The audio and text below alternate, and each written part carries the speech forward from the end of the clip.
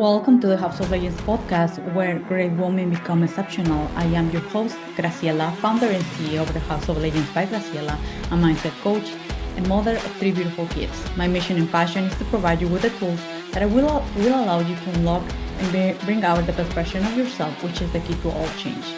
Some of those tools are mindset, identity work, and emotional mastery. Not only that, but I will also bring you powerful conversations with legends like you, showcasing their journey, life work, and allowing us to learn from their experiences and insights. So don't miss an episode. Tune in each week to the House of Legends podcast and let's unlock the power of your own legend. Let's dive in today's episode.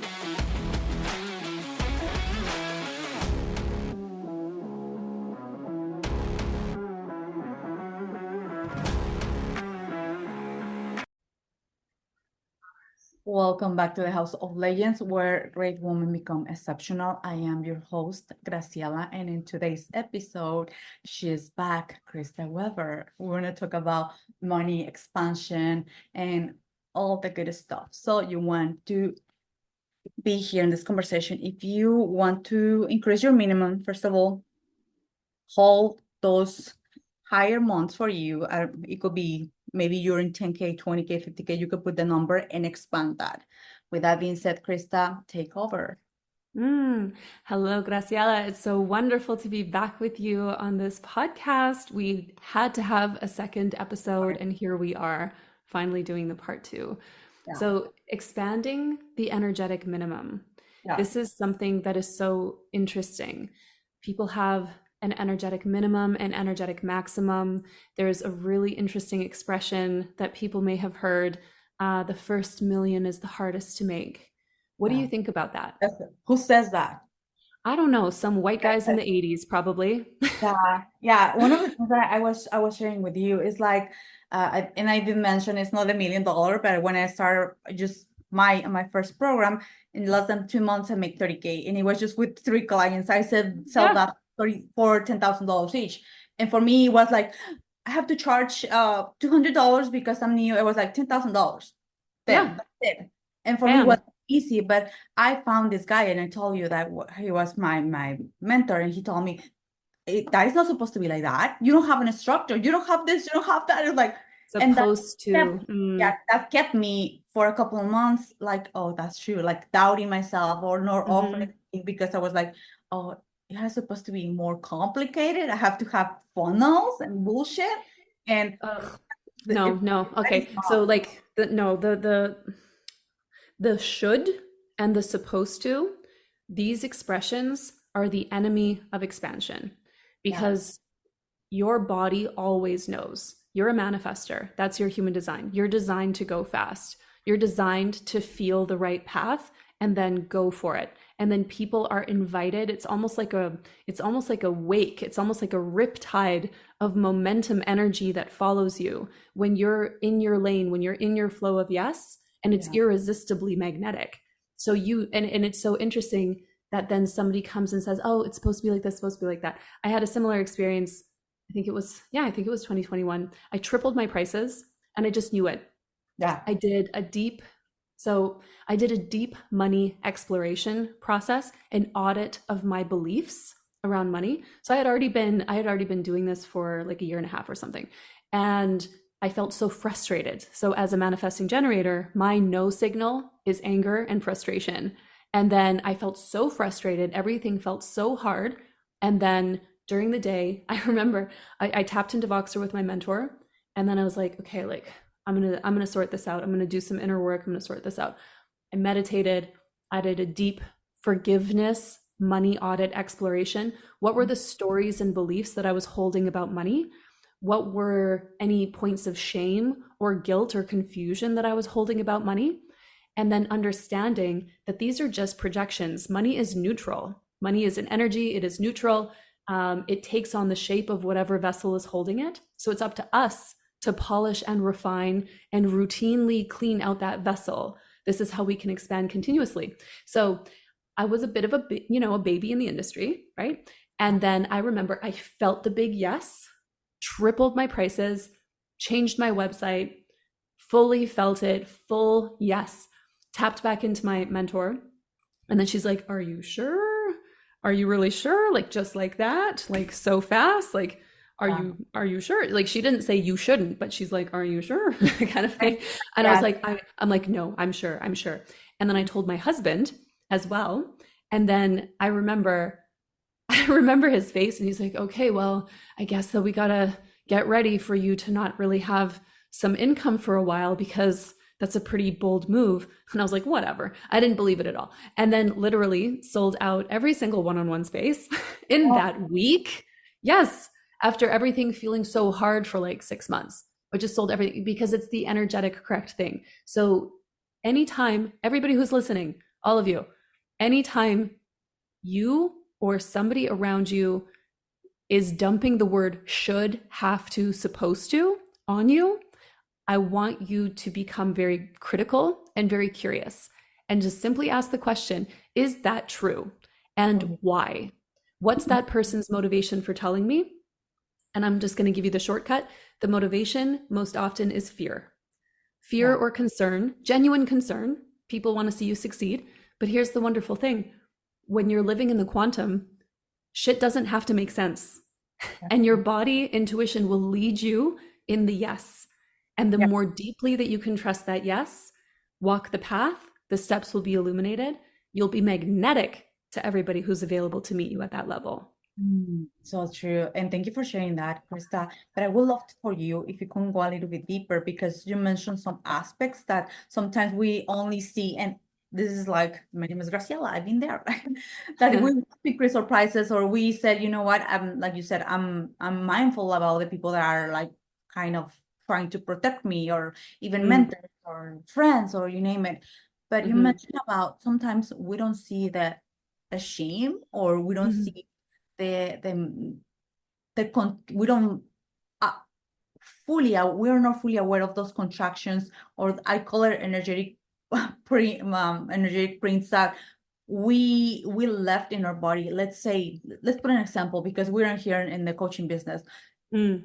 um I'm not gonna say names, but I did have an experience with one coach. Like it was a 5-figure investment, and I felt like at one moment I felt like in the middle of the project, like by myself, and I tried to contact her, and she said, "You know what? You know you don't want to be helped. I'm just gonna send you my assistant." And I feel so triggered as fuck. Because like I pay you, I What?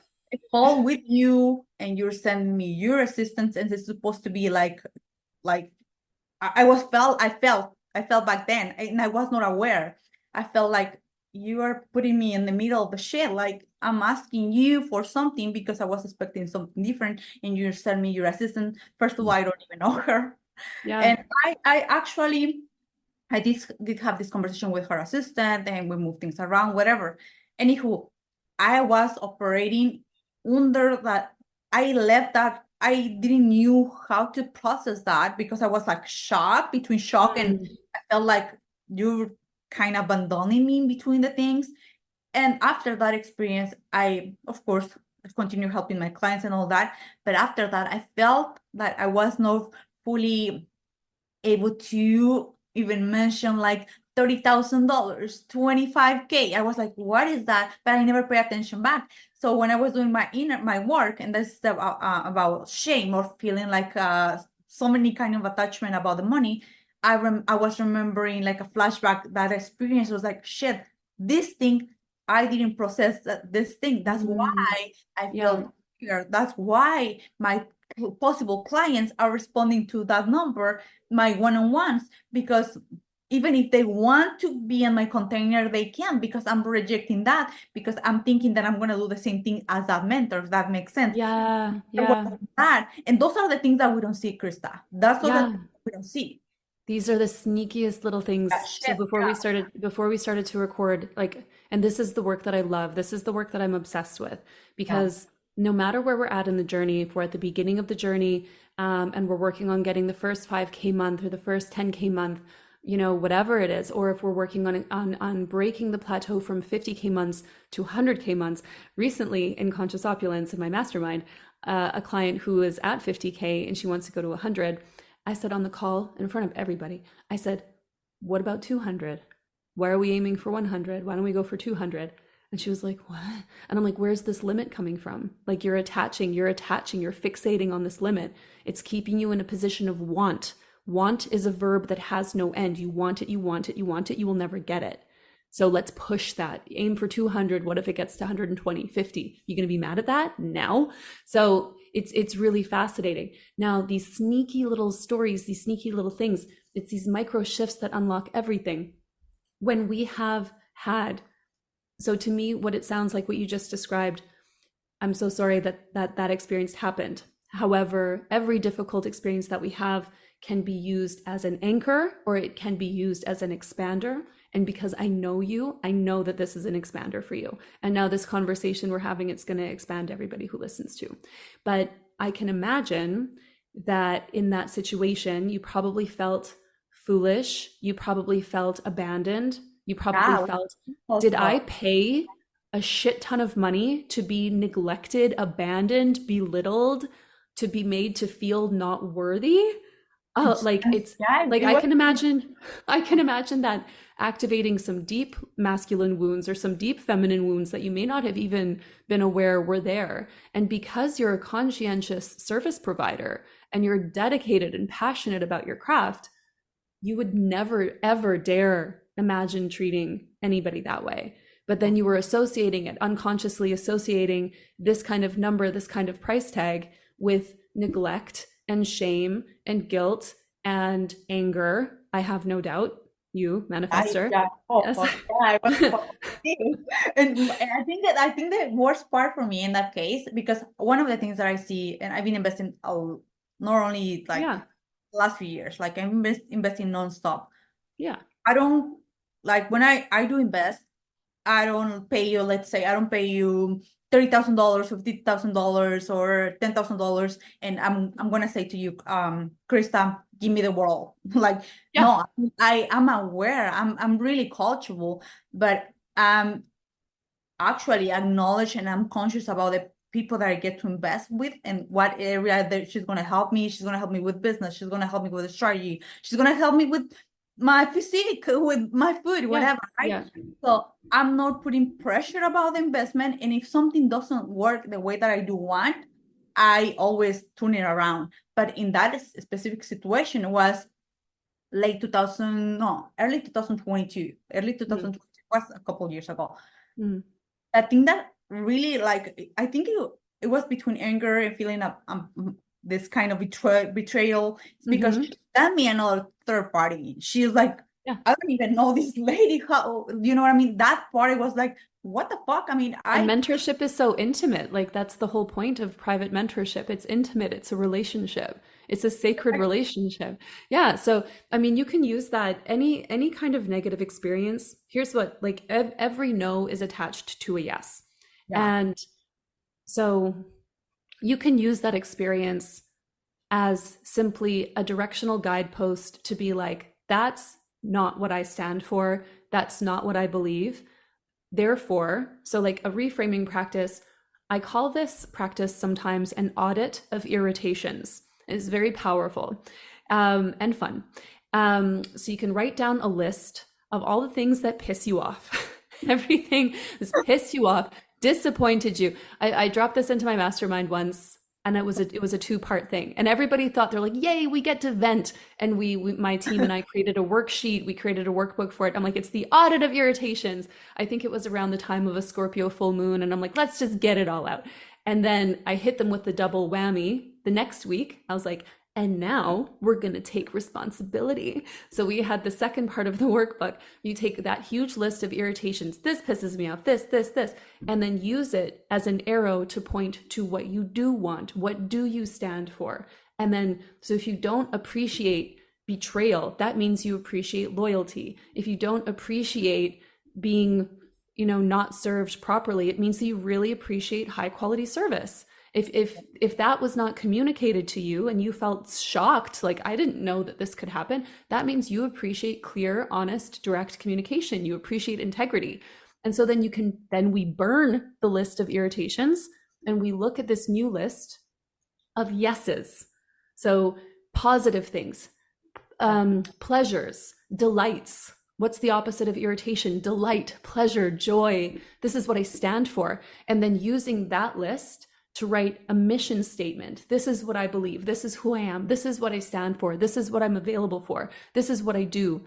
And then using that to inform content, using that to tweak the Instagram bio, using that to communicate with passion and conviction to your people so that they can see, here's how I'm different. And it's like fucking powerful. So every time, we're not going to get through this life without being pissed off. It's not going to happen. We're always going to live in the polarity, but then we can choose how we're going to move with that. And so that's how we can really powerfully reframe these kind of things. But like when it comes to sneaky little money wounds, you know, investments that go sideways, investments that don't pay off the way that we think. I have like money woundy stuff. If I didn't, I wouldn't be passionate about helping women shift their wealth consciousness, right? And what I stand for, I stand like a phrase that I say very often, good things happen when wise women have money. And I stand passionately behind this. That phrase dropped into me while I was teaching a course, I think called Safe, Sexy Wealth. It dropped in and I said it out loud to the women on the masterclass. I think this was 2021. And everybody was like, and I'm like, oh, that was deep. And I realized that's like a manifesto of what I stand for. Good things happen when wise women have money. We can prove this by looking at countries where women have access to healthcare, education, where women can vote. When women have sovereignty and agency, the GDP of that country rises. The pregnancy, the prenatal and postnatal mortality, morbidity rate decreases. Diseases decrease, everything. The whole health of a nation rises up when women have sovereignty. And in this world that we live in, the currency is money. This is the currency of exchange. What is the inherent energy of money? I said a little bit ago that money is neutral and it takes on the energy of the vessel that holds it. This is true. Yeah.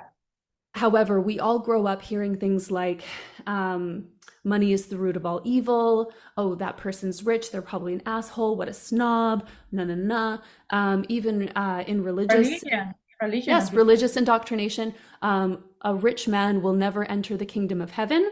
That scared the shit out of me when I was little. Like I was raised in a Christian household, and my family, they are, you know, bless them. But that scared the shit out of me when I was a little girl. I'm like, so if we're rich, we're gonna go to hell? And like, I was taking it very literally as a little 6-year-old. But we're indoctrinated culturally with this.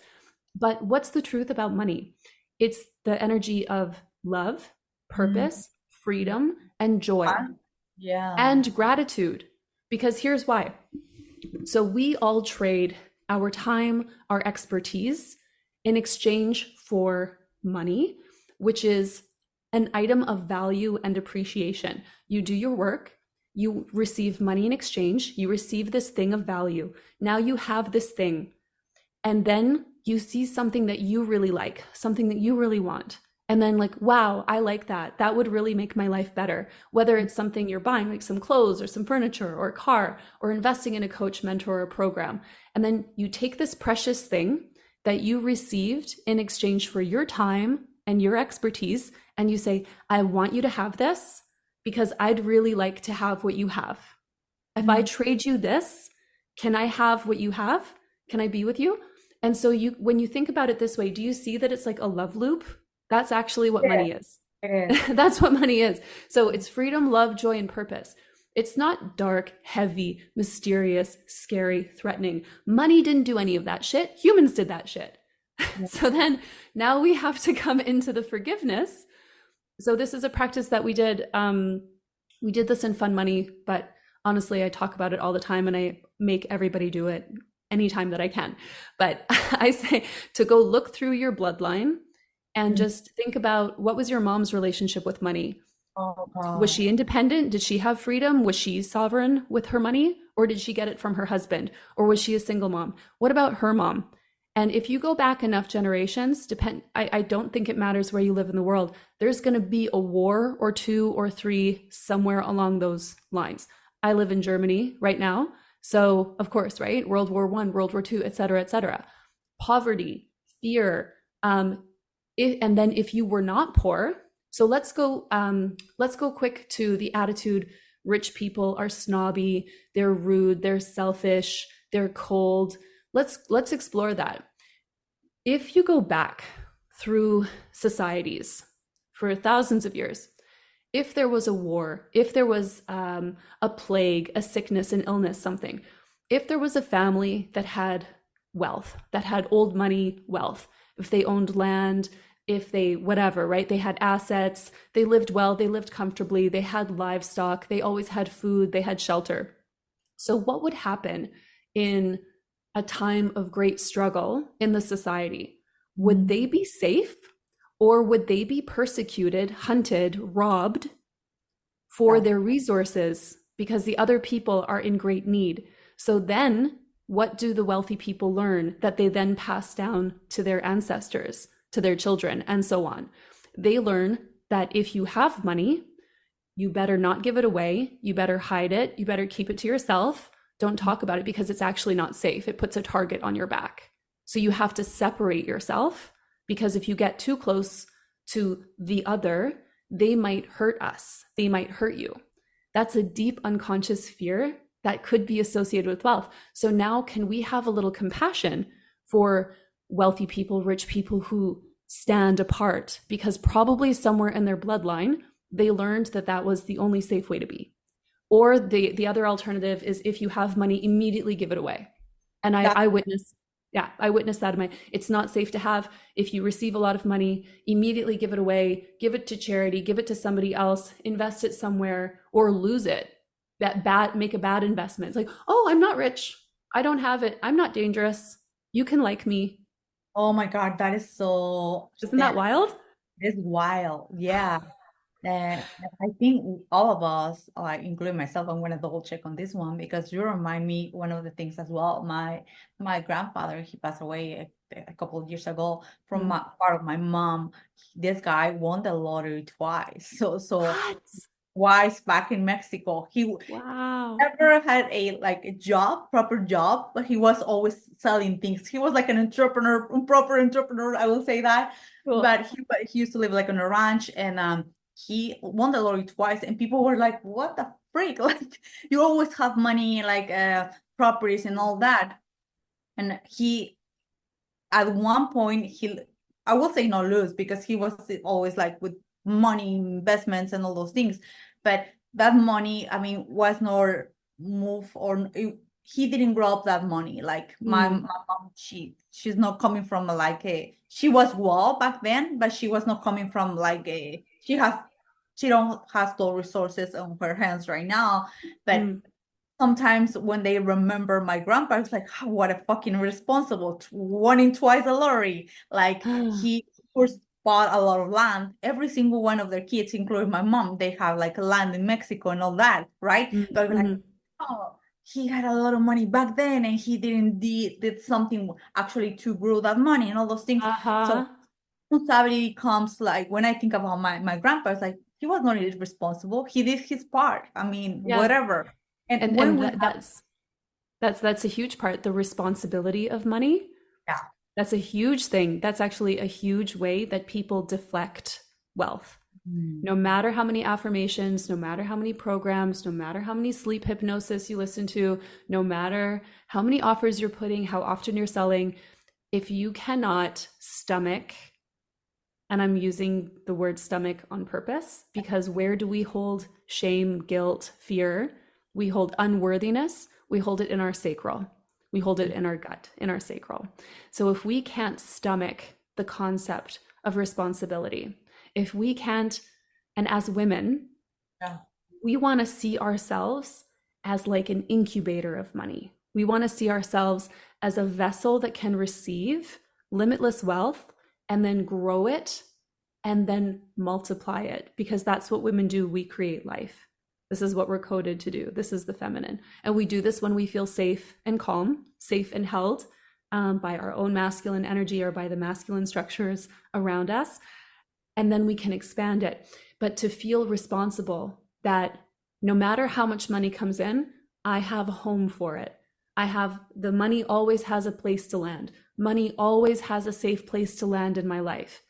And the last thing that anybody wants to do is let money sit and do nothing in your bank account. You're losing money then. So people who hoard money and then just watch their account go up, no, get that money out there, get it to work. Get some investments, buy some stocks, get some investments that are going to grow, get yourself some real estate, do something, save wisely for your taxes, do something. But you're doing it out of your pleasure and your delight, and not out of any sense of duty for anything else. Because that, yeah, tell me more. Good question, Krista. Yeah. When you mentioned about, and this was, like I said, this was really, really deep, and all the listeners will resonate like with this. When we acknowledge that maybe my mom, she had this relationship with money, my grandmother, my grandfather, and you start acknowledging that about maybe at work come to you responsibility or irresponsible or shame or whatever, like my misuse of the money. What it will be one of the things that actually we can do to, like you mentioned, forgiveness, but actually something that we can do that our nervous system can feel like we can feel safe, and actually not relating that with ourselves. Because in my, let's say, if they call my grandfather irresponsible because he won the lottery twice and he did that or whatever with his money, it's not about me. But sometimes we have this kind of, like you said, unconscious, like, oh yeah, he was irresponsible with the money. And I mean, and then just imagine that, because like our words are so powerful. We create our reality with our words. So like, for example, like this is kind of funny little sidebar, but I'm a nerd, so get used to it. The word abracadabra, which I'm sure we've all heard, right? Like abracadabra. So this isn't just like some nonsense gibberish word that we use at kids' magic shows pulling a rabbit out of a hat. Abracadabra is an ancient Aramaic word that means, as I speak, I create.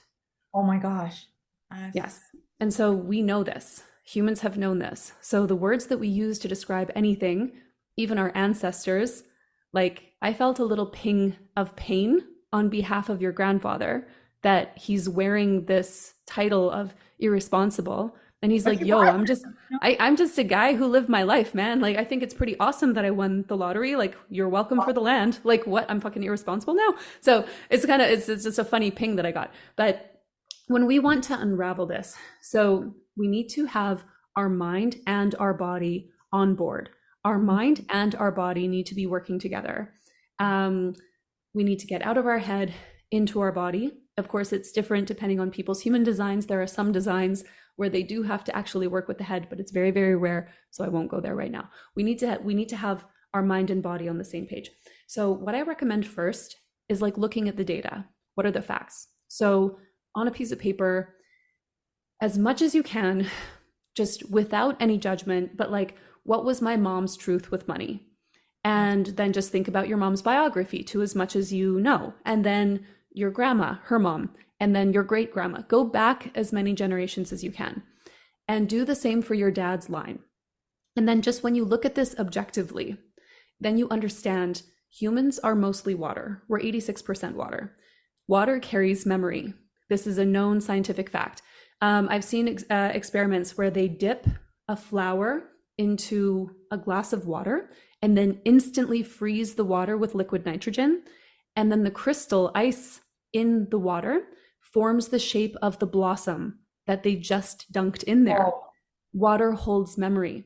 There's so many experiments. There's so much proof to support this. If we're mostly water, and if our DNA is made of water, and water holds memory, we are carrying these visceral memories in our body.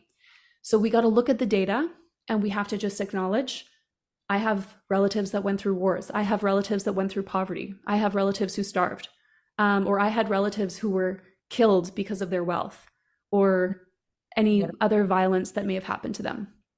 And so we look at the data, and then we have to say, what part of this story am I seeing in my life? And just look for any parallels without any judgment.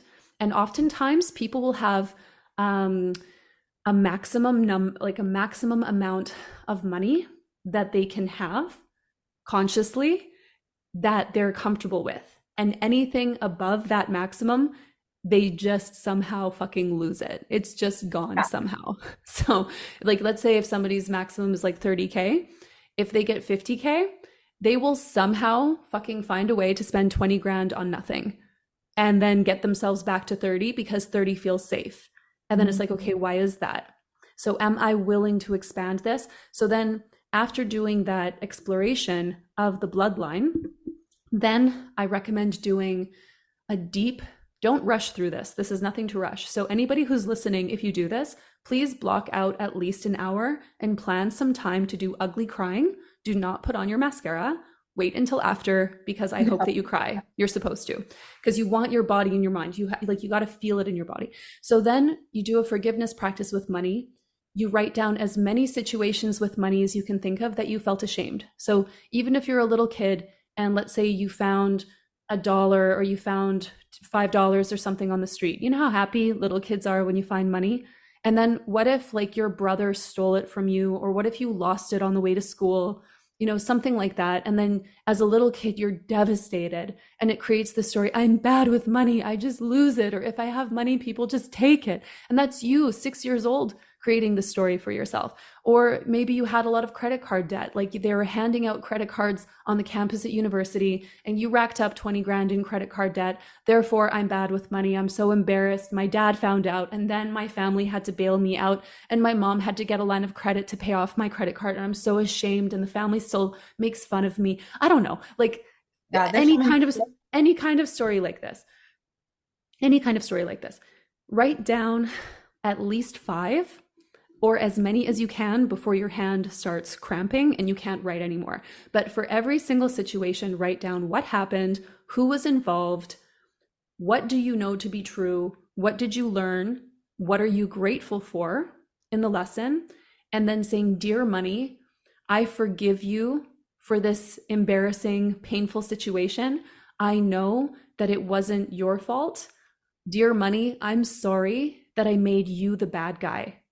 And then to yourself, your own name, dear, for example, myself or you, dear Graciela, dear Krista, I'm sorry that I made you the bad guy for all these years because you were little and you just made a mistake. You lost the $5. It's not a big deal. Dear Krista, I forgive you.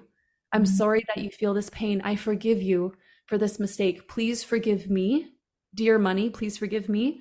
I forgive you. Thank you. I love you. So that's a version of Ho'oponopono, but in the context of money. And if you do this for as many money memories as you can come up with, then read it all out loud to yourself and then burn it. So it's a process. You can't shortcut this. Read it all out loud to yourself and you should fucking cry and feel this release. Then burn it.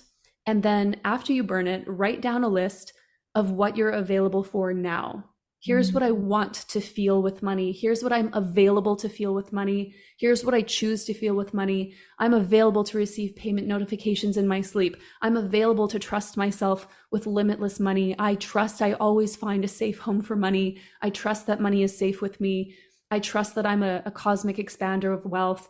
And then you're going to feel yourself renewed with new inspiration, new actions, new beliefs, new ideas, and new magnetism, new safety. With money is going to make you so magnetic. So that's a beautiful practice. That's like a longer practice.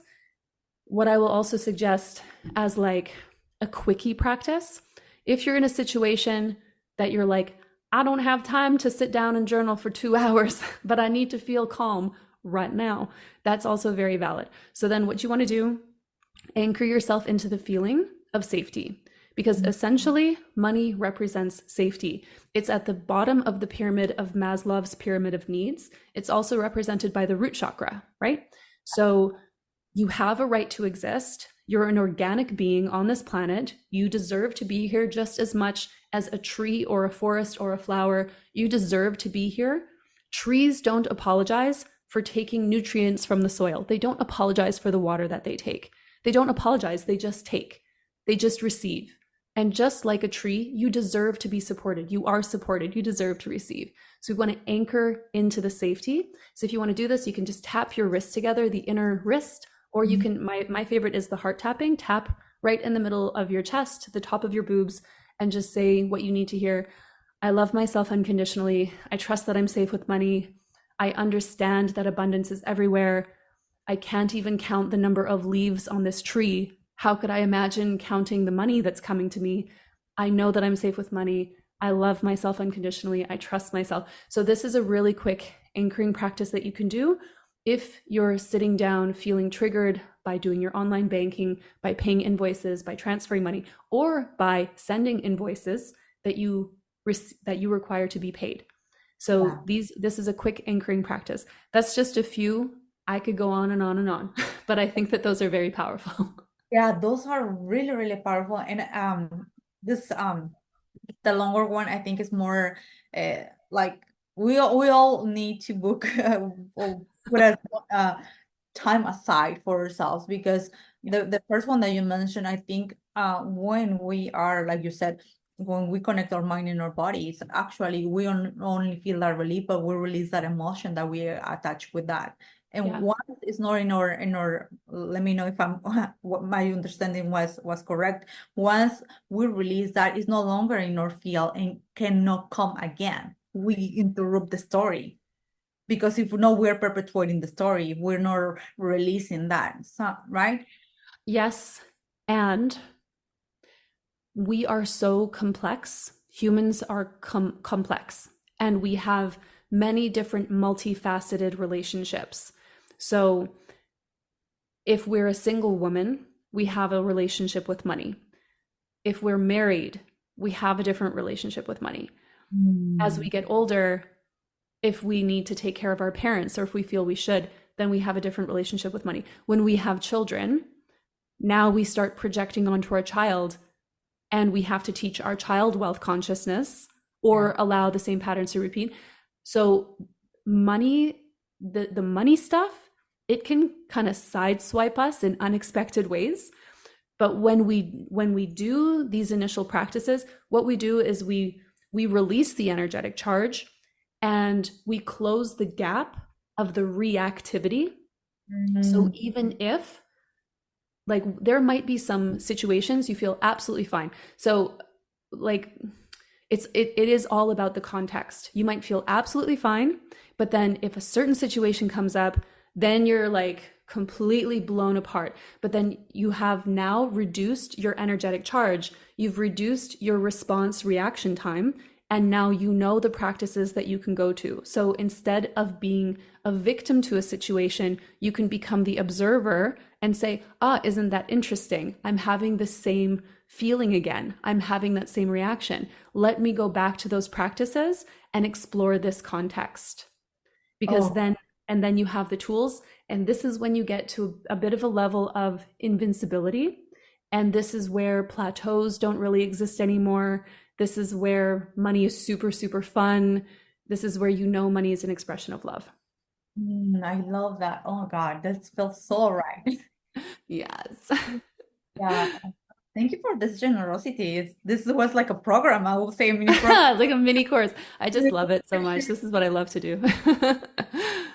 And this goes back to one of the missions that you said, and we were mentioning is also this before the press record, is that more that we will require more women to have money, more women that are conscious, because we are here in this new, I will say, new year. We're in the middle of the year. Well, almost not 7 months. Well, it's an energetic new year. It's a new cycle.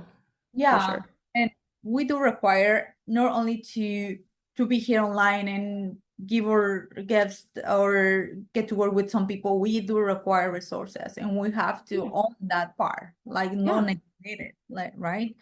Yeah. So women, like, we are so beyond the era of women being precious, uncomfortable, and awkward with money. Yeah. Sovereignty, luxury, choice. Money is choice for women. So like traveling with my daughter, there was a time I traveled with my daughter, and the hotel that I booked online, it was not the same in person as it was online.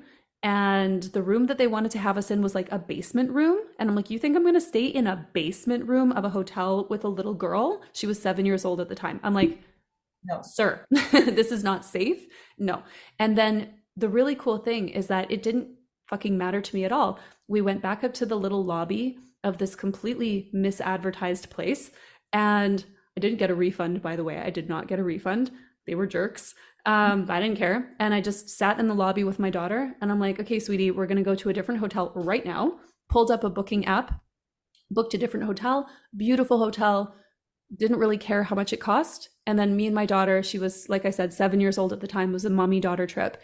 And I didn't have to think twice about it. I didn't have to ask anybody's permission. I didn't have to inform my husband or double check with him the credit card bill or anything like that. I got to make the choice that my daughter and I could have an amazing time away. And it literally didn't matter to me the cost. This is choice. And then here's the thing. It's not like flexing, like, oh, we stayed in a nice hotel. No, it's comfort, it's safety. And then it's energy and effort and time that is not wasted feeling uncomfortable, being pissed off, being annoyed. It's energy saved that you can then move forward to having amazing experiences, because it is an energy drain to have to overthink about money in any context. Yeah. And so for women in 2024, I think that there can be a lot more freedom, a lot more safety. The more women that feel conscious and confident about money, neutral about money, doing it our way, not doing it the men's way, doing it our way. We get to do this. We get to establish the new normal. And understanding that money it's an energy of exchange. That's all that it is. Yeah. That's all that it is. And for online service providers, for coaches, for mentors, for online entrepreneurs, I believe, and I'm sure that you'll agree, that there was a shift in the industry 2022, 2023, right? Yeah. There's a shift in the industry. And the most important thing is to know, number one, your prices have nothing to do with your worth, because your worth is priceless. Yeah. Your worth is priceless. You are priceless. We could never put a price tag on your lifetime of experience. We could never do that. Pricing that we price our services is in exchange for mastery, for expertise, for guidance, for a high level skill that we can transfer and pass on to somebody else, so that that person can have an elevated experience that they are forever transformed by. So it's requiring a lot of integrity. And as long as we can hold to that, it's fine. Then so what? It's just the price tag. It's just the price tag, like a price tag on anything else. It's not a big deal. Yeah, I think it's here the bigger part is the continual work that we do in ourselves. Like, because I'm not saying that we need to stop and we just only work in ourselves, but it's the continual mastery, with the continual work that you do behind the scenes, and it's gonna show up on your business. But you have to like take a look, like maybe going back to the podcast that we just did.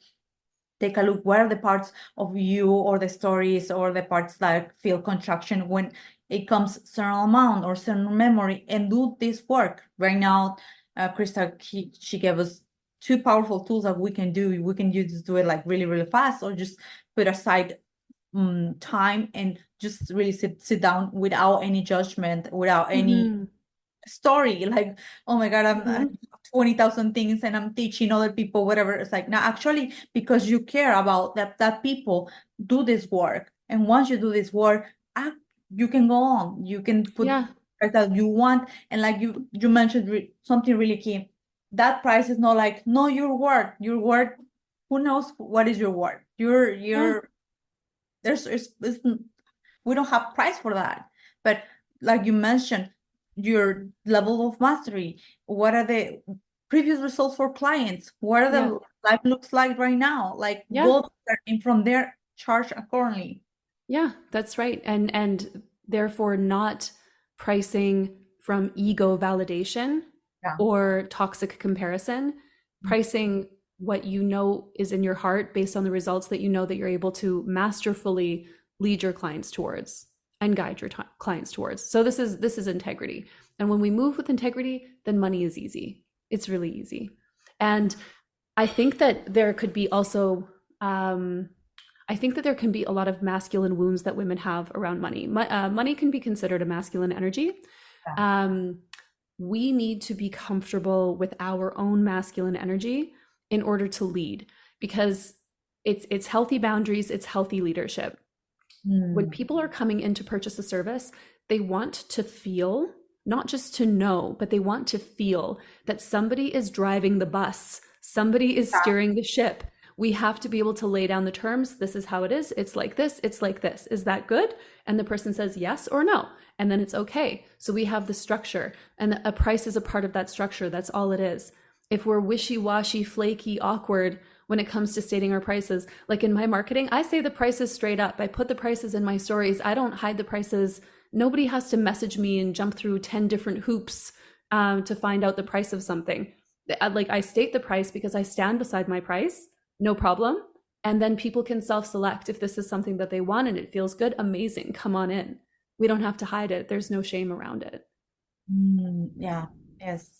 And all comes back to ourselves. Comes back to how well know ourselves. All the work that we are constantly doing. So, and that is just really, really powerful, because no, at the final of the day, it's all you. That's it. Yeah, it is. And so therefore, what's really cool, people, when we realize how much power we have, we can either feel amazing about that, or we Yeah. can feel overwhelmed by that. But we can choose that, like, wow, I have limitless power. Wow, I have choice. Wow, I have control. Wow, I can change anything anytime that I want. That's amazing. Or people can feel terrified by that. But anytime there's that reaction, we have to find the no and then articulate the no. What exactly is wrong? What exactly am I feeling? What's Yeah. this itchy piece of dirt in my eye feeling? And then how can I trace this back to find the yes?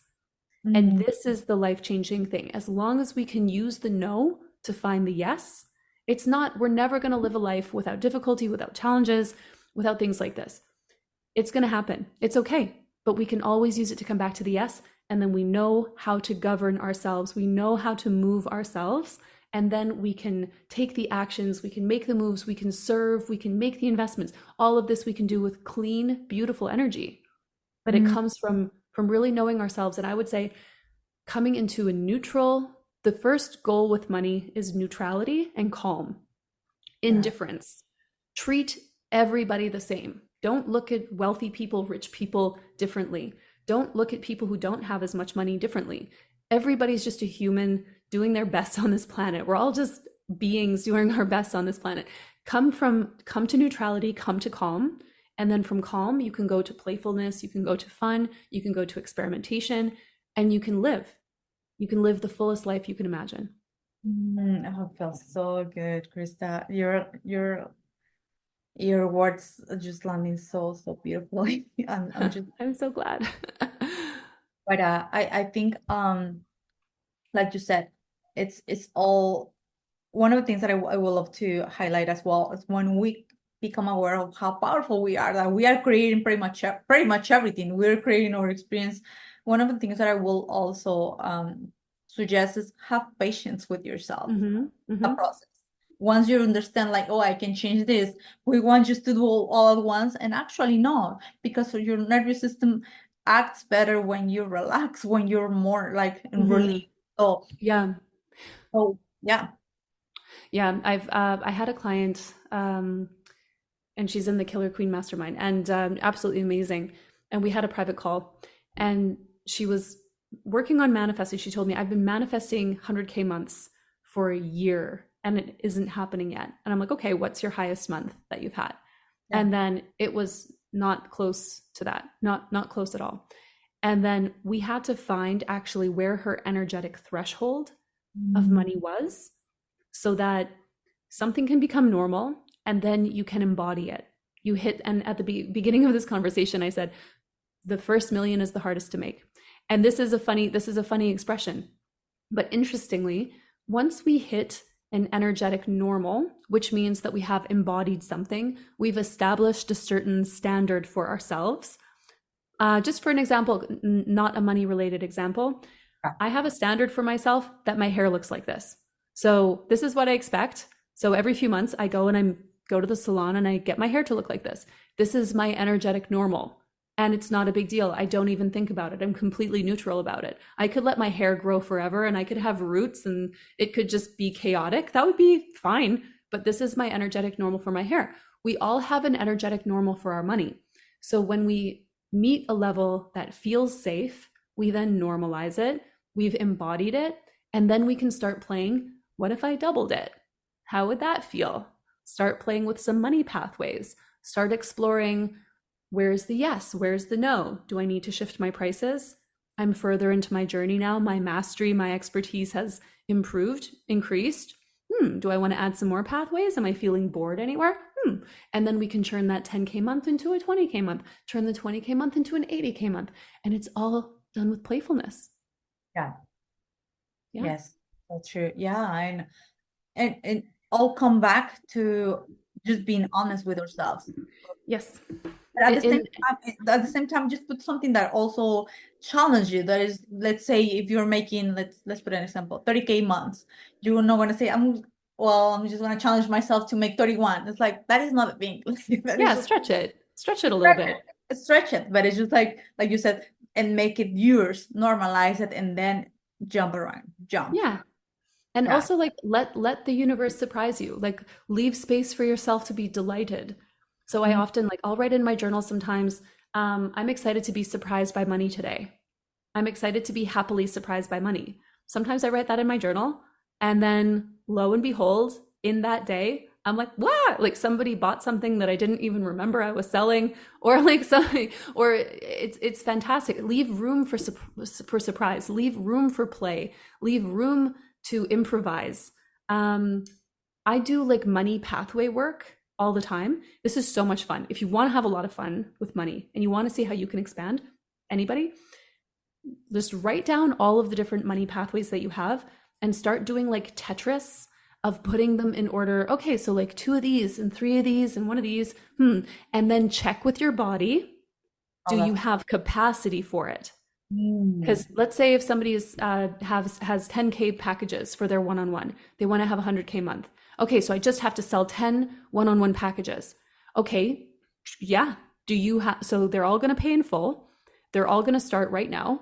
Do you have capacity for 10 one-on-one clients right now?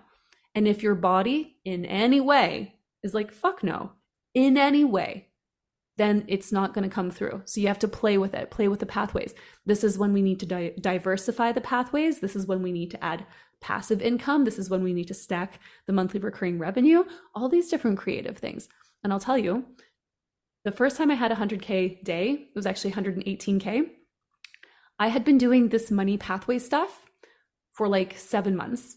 And I keep my journals. I have gate 11 in my human design, so I'm a big writer. I've got an open crown and an open ajna, so I write a lot. Like you can't see it, but my desk is covered. I'm writing all the time. My gate 11 is very active, and so I keep my notes.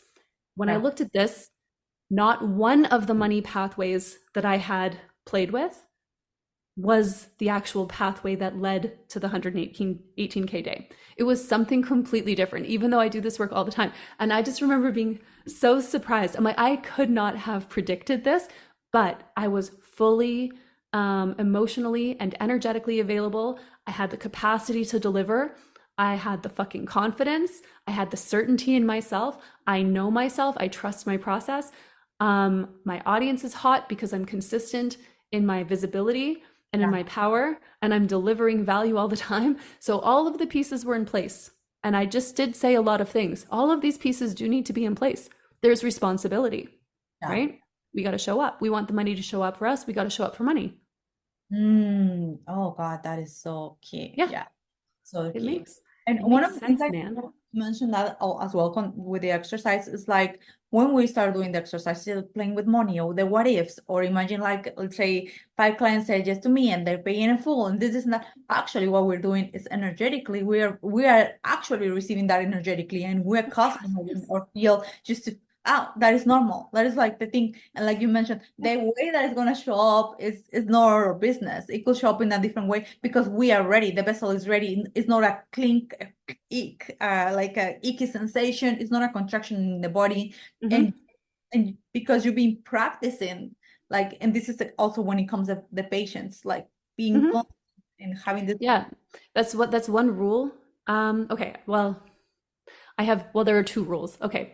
Rules can be broken, rules can be bendy, but one common rule with, let's say, manifestation is releasing the when and not being in a state of need of like, it has to happen right now. And like people put the pressure, it has to happen.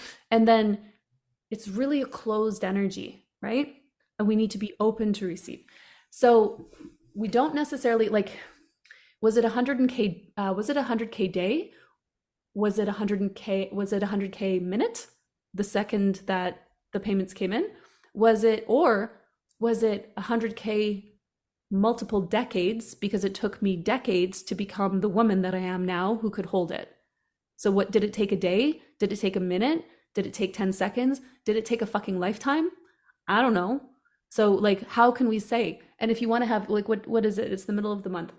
If we say you want to have 100K month, then you're like, oh my God, but that means I only have 2 weeks to make 100 grand. Okay. But if it took until 3 weeks, would you be mad about it? No, you wouldn't. So like, to put a time limit on the, on when the money has to come in, that can just, you have to feel into your body. Does that feel playful? Or does that feel like pressure? Because for some people that will feel exciting and it fires you up. Like sometimes I get fired up, but for some people it becomes like a weight that every minute that ticks by is like, oh, it's getting heavier and heavier. But now I have the contrary opposite belief that I also stand by. We all have heard supply and demand. Yeah. The market runs on supply and demand. Well, with the quantum and with money as an energy, as a quantum resource, there's another potential: demand and supply.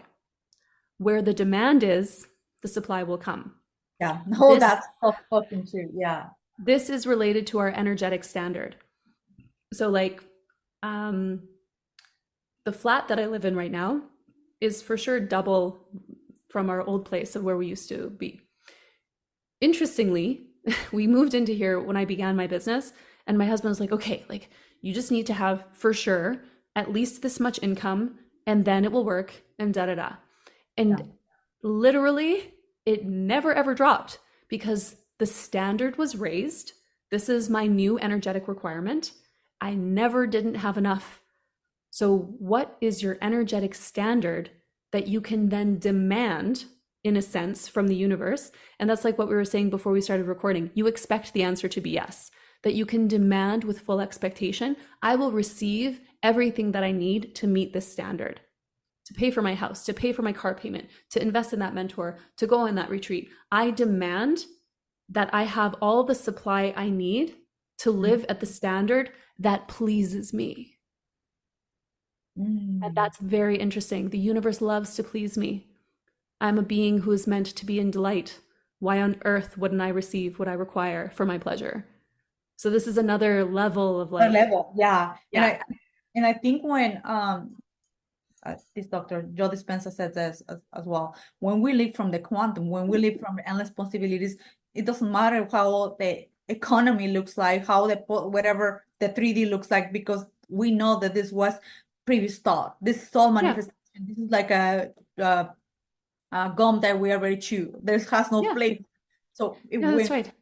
When we go to the quantum, hey, what if I am the one that actually it becomes a vortex? It becomes the one that I'm setting the standard.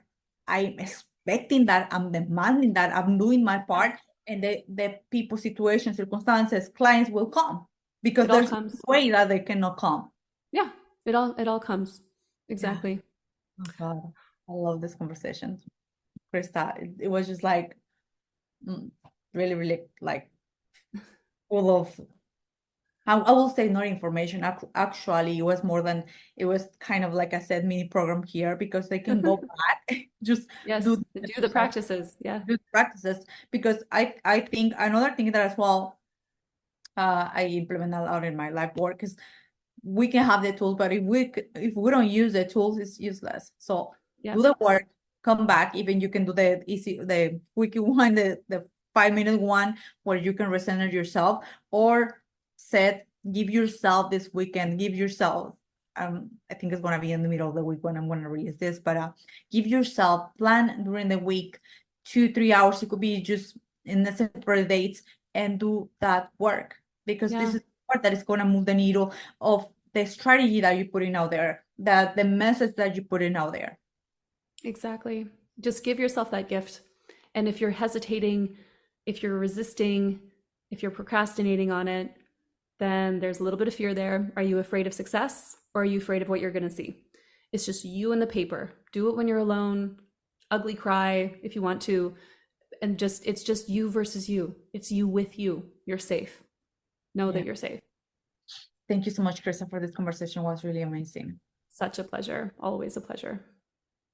All right, for all the listeners, thank you so much, and we'll see you next. Thank you so much for being here. Your presence is greatly appreciated, and it truly means a lot to me.